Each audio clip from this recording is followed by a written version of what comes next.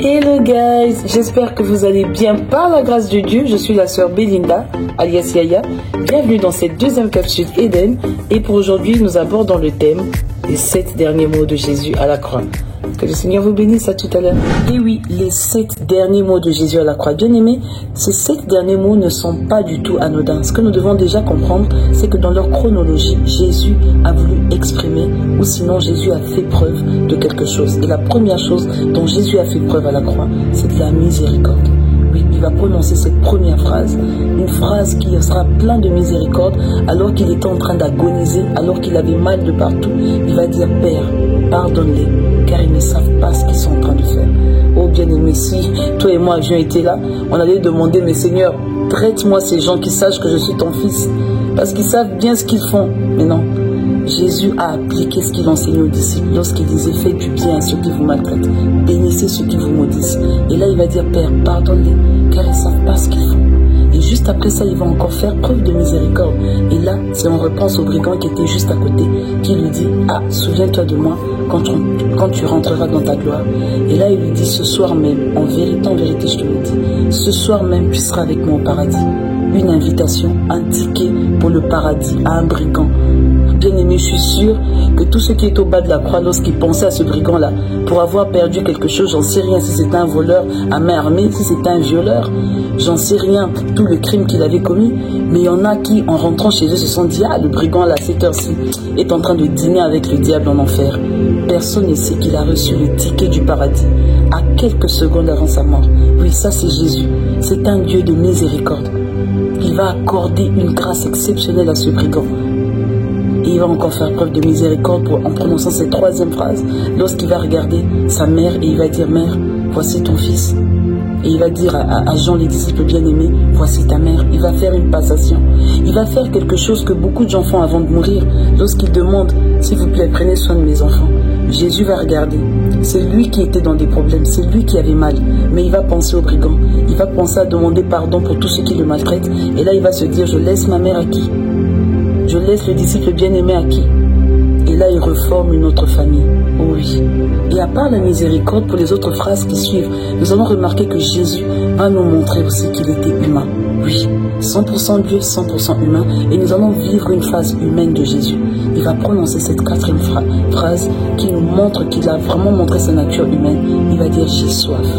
Et la Bible dit qu'il ne l'a pas dit juste parce qu'il avait vraiment soif, mais il a dit afin que s'accomplissent les paroles qui ont été prononcées plusieurs années auparavant par le prophète Isaïe. Et là, il va dire, j'ai soif.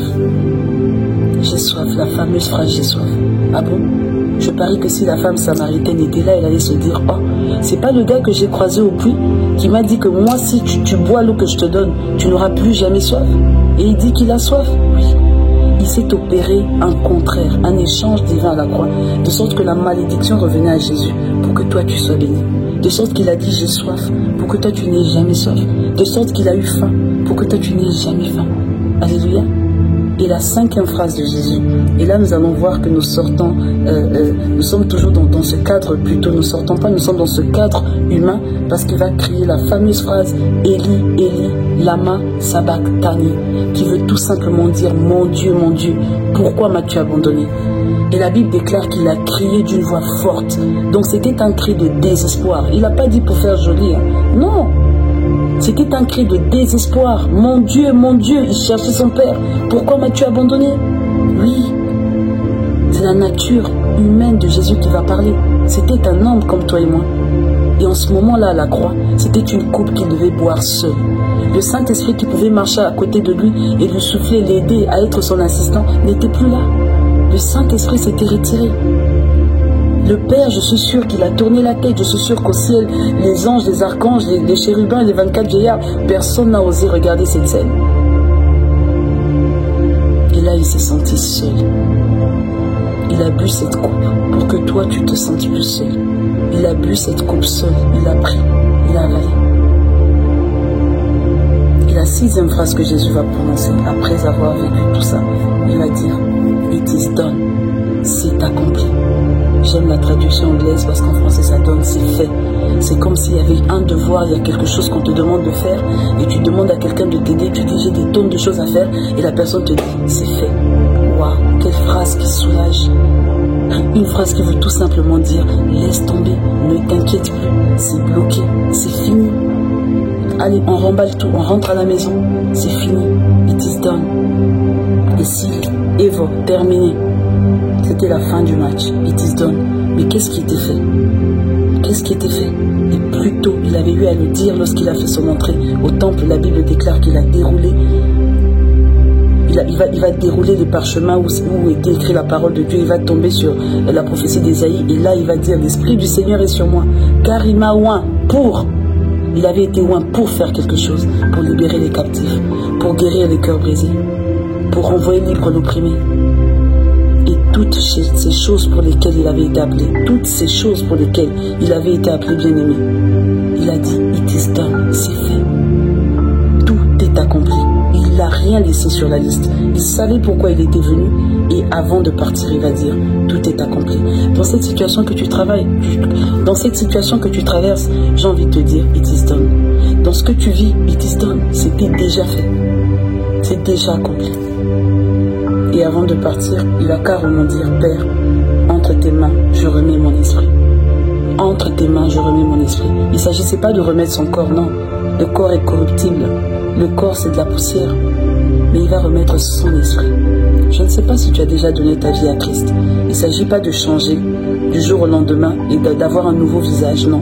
Mais c'est plutôt ton esprit qui a besoin d'être régénéré. Jésus-Christ, ton dernier, va rendre son esprit à Dieu. Est-ce que tu as donné ta vie à Christ? Si tu me suis et tu n'as jamais fait cette prière, je demanderai juste pour les quelques secondes qui me restent, si tu peux juste fermer tes yeux et répéter ceci après moi. Père Céleste, j'ai entendu ta parole et je décide de te donner ma vie. Je crois fermement que Christ est mort à la croix et qu'au 3e jour, il était ressuscité des morts.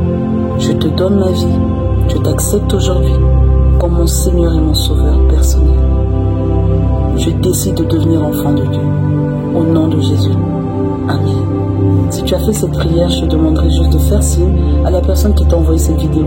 Sinon, de regarder en barre de description sur tous nos réseaux et nous faire signe pour un petit suivi. Et on aura encore à discuter plus. Que le Seigneur te bénisse. D'ici là, portez-vous bien. Bye.